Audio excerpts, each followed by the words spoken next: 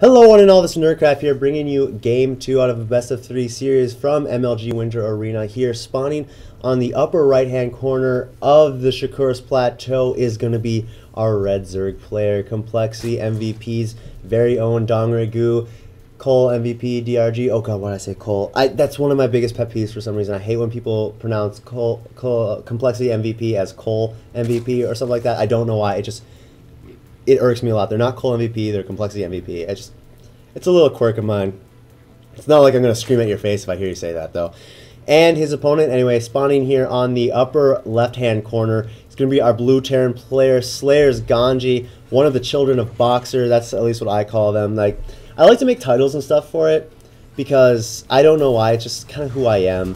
I like to make titles for certain people, and all the Terran players of Slayers, aside from Boxer, I consider the children of Boxer or the proteges of Boxer, or the disciples of Boxer. Disciples is actually probably a really cool word because a lot of people talk about MMA and how a lot of the Terran players, such as Ganji and Ryong, I think in particular, are very much overshadowed by MMA because of just his massive amount of skills.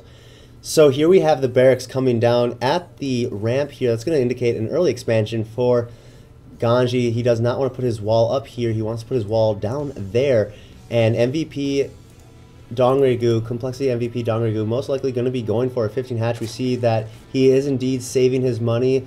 His mom, who was the Queen of Blades, gave him 5 minerals per every drone that he had over a certain amount of time, and he saved up like a good little boy, and then he got his hatchery. I have no idea why I made such a stupid analogy.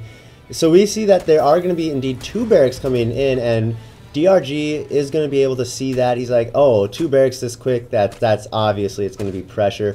This is another kind of one of those Slayers things, I would have to say, because we saw Slayers players do this very consistently at first, and we can see that SCV is going to go down. Oh, so close, but it is going to deny that barracks a little matter of seconds, but that's all that DRG wanted to do. Best case scenario, he killed it. Worst case scenario, his drone died, and the barracks was still building. So the 15 hatch is about 1,200 minerals to go, or I mean, about 300 minerals to go. It's at 1,200 minerals. 200 HP to go. I have no idea why I decided to make that sort of reference, but it looks like the pool and the hatchery are going to finish at the exact same time. Talk about freaking awesome. And DRG actually expecting a bunker rush, but instead is going to get just a single Marine. He had 3 drones ready to go, and the expansion is coming up here for Ganji. It's at 19, which was a little earlier than last time that Marine did go down. Talk about embarrassing if you lose to Marines. I mean, not lose to Marines. Of course, you can lose to Marines quite easily. It's called the 6 racks. Thanks a lot, Liquid TLO. But it'd be embarrassing if you died to drones. I mean, even if you got wounded by drones, serious hospitalization kind of wounds, as we see the Overlord being pushed. Oh no, as we see the Overlord just going in, getting ready to scout later on in the game. But you're in the hospital, you're next to a ghost and everything. We see 4 lings have finished being made, and they're just going to try and get some scouting. Two Marines already in the barracks is going to go down, but you're in the hospital and you're surrounded by ghosts and marauders and stuff like that. It's so how'd you get in here? He's talking to marauders, so how'd you get in here? Oh, Balin, I had 2 Balins go off on my suit, 8 right through the cracks. And it's what are you here? Talking to the ghost. He's like, it has to be a ghost's voice too, so it'd be like, I was undercover behind Protoss lines. I had cloak on and everything, ready to drop a good EMP round on them. But those damn observers, before you know it, my entire suit's energy output was put right into me. Imagine having 12,000 volts of electricity coursing through your body. I don't know how much volts of electricity it takes to kill a person.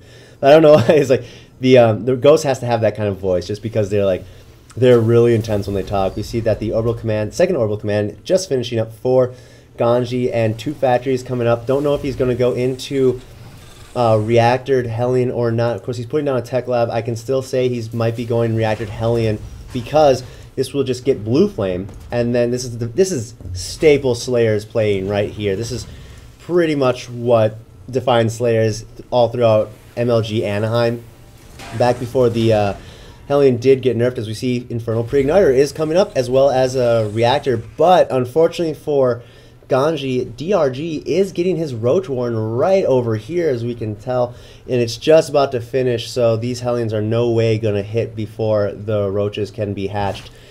So now that it's finishing, what is going to be used for it? We're not seeing any Roaches being produced. Oh, we see 6 Roaches being produced, so it looks like it's going to be possibly some sort of Roach bust coming out from Dongregu. These 4 Marines are just trying to make sure that these Lings stay away. Metabolic Boost is nowhere near being finished. 9 Roaches, 10 Roaches now being produced. So yeah, 11 Roaches. This is definitely going to be a Roach bust. There's nothing else it could be. So he's just going to bring his... So after these Roaches are done hatching, he's going to... Oh, actually, he's making a Baneling's Nest. I was about to say, he's going to bring them over here, and then he's going to produce mass amount of Lings, get them all together, and the Roaches are going to run in first because they can take a lot more damage against Marines and Hellions, and then they'll just focus down a single barracks, and once that barracks goes down, like, the Lings will stream in. That is usually what would happen in this case, but we do see that, oh yes, we do see a lot of Lings being made, so looks like DRG isn't going to be doing an all-in type Roach bust. He is indeed going to be ready, because we have a lot of Lings being produced, 16 right now, and we already have 16 Lings already out on the field, so he's going to have quite a bit of Lings ready to go. Now he sees that, oh, there's a lot of Marines coming in here too. But luckily, Roaches are really good against Marines, and looks like Dongregu isn't even going to care. I don't know if he knows about these Hellions until now. He definitely does not know about Blue Flame. Seeing those Hellions, he is going to turn the Roaches around, and now these Queens most likely going to go down. At least one will. The Baneling Nest is finished, so he can morph some Banelings if DRG needs it. 3 Overlords being produced as well because of supply block, and the Lings are going to crash in, and now the Roach is coming up from behind. Those Blue Flame Hellions taking out quite a bit of Lings, and now the Marines are all going to be cleaned up, and the Hellions actually get out really... No, they don't. Their one Hellion did go down, but the other 3 get out nice and safely, and now now Ganji is in trouble. These Hellions are going to try and kill time here. They're going to try and distract these Roaches like, no, I need you guys following this, not going over to my base. Why? Because I need to get my bunkers up. I do have Marines, I have a lot of Hellions, but most importantly, I need a tank, at least a single tank. He doesn't even need to have siege mode research, but a tank is just a heavy hitter. It'll dish out a lot of damage against that armor, and there's going to be a Baneling bust instead of a Roach bust. Baneling bust right into Roach Flood. So that's not going to be good at all. We see that Marauders are being built. The first tank is finished, but siege mode is getting really close to it. And here come the Roaches coming in. The Banelings are going to be focused down. They are going to be able to take out both of those bunkers and the 4 Hellions that were, or 4 Marines that were in it. Now it's Blue Flame Hellion versus Roaches, and a single Marauder coming out, and he's going to be taken out right away. This is not looking good for Ganji at all. Now the Hellions trying to bring the Banelings forward. The SCVs were pulled, and a couple SCV kills went on those Banelings. Oh no, don't group up your SCVs on Banelings. A lot of SCVs just went down off those Banelings. Luckily, there is a tank in the back. He needs to make sure that tank does stay alive. That's why he's using the SCVs as kind of a meat shield, so to make sure that the Roaches don't go for that tank, because the tank is what's really going to take everything out. Now Lings are being streamed in as well. Marauder goes down. How many SCVs have been killed? I dare not even look at that tab, and we do still have 2 Roaches in the back here harassing that mineral line. Going to be able to be cleaned up by a single Marauder, though. He is now the most coolest Marauder in the entire Terran army, and the Hellions coming forward now. Ganji recognizes, okay, I lost 30 SCVs at the 12-minute mark. Don't worry, guys. I can totally do this. And now he's gonna play it Slayer style and win with Hellions. As we see, 1 Queen getting roasted. Anyone hungry? SCV coming up. Gonna be putting down repairs on these Hellions. Make sure they last a lot longer, because Hellions are not exactly hard-killing units. They go down pretty easily. Now a tank also joining the fray with 2 Marines. Gonna decide to get out there. The 3 Spine Callers are gonna be canceled, and 6 Banelings. They're in a nice little triangle formation. Oh, thanks a lot, Roaches. They're in a nice little triangle formation, then the Roaches decide to be jerks. 30 is also coming up here for DRG, and we have 6 Banelings and 5 Roaches streaming forward. Look at DRG's creep spread too. He is just making a beautiful highway, and luckily siege mode is done, so the tanks are going to siege up. There are 2 tanks instead of 1, so DRG realizing that I'm going to have to transition out of Roaches right now. It is the 13-minute mark, and we're at 70 supply for both of the players. Ganji at 70, DRG at 80. So talk about like a very aggressive game. You can tell aggressive games just by the amount of supply they have at times when they should have a lot more supply. Kind of way to go. Yeah, we'll stick with that. If we check out the economy for both of our players, though, fairly even it is 27 SCVs to 50 drones, and thank God for mules, huh? Now the Marauders and Marines going to come up. They're going to be able to take out this expansion by the looks of it. Yeah, the roaches and drones are coming. Are they going to be able to take out the expansion, though? No, the expansion is going to survive, but a lot of drones are going to be killed. No, they're not. They're actually pulling back right away. Just being used as a meat shield there. Luckily for Ganji, there is sight on that high ground, so the roaches were just going to be taking a big beating from the tanks, and now the drones are being pulled once again, coming forward. Going to be able to take out a single Hellion, but not after an entire pack of drones were just completely destroyed by a single siege tank. If we look up, Ganji pretty much equalizing the amount of workers killed. The Brilliant's going to come out, going to be going down, and DRG GG's out of this game. Holy crap. This wasn't even that all-in of a game from Ganji, because he did lose 30 SCVs, but because of his mules, he was able to start getting his SCV production up really well, and he was balancing his production so well. He kind of just caught Dongrigu off with the tanks. It's like, yeah, sure, there was one tank that was made. I mean, there was a tank that was made and easily destroyed when I busted your front, but then there was only another tank. I don't think he was expecting him to go for tanks for some reason. Just that's what it felt like. I think he was kind of expecting Ganji to go more for a biocentric game. Again, I don't know much about Ganji, so I can't really say if he's known for going bio or not. I'd have to look that up from him. And that's something I should probably do before I go into casting, is look up who I'm going to be casting, just so that way I'm a lot more informed. But yeah, Dongrigu, I love the choice of roaches for him. It just, there was a large lack of production of the roaches when he kind of really needed it.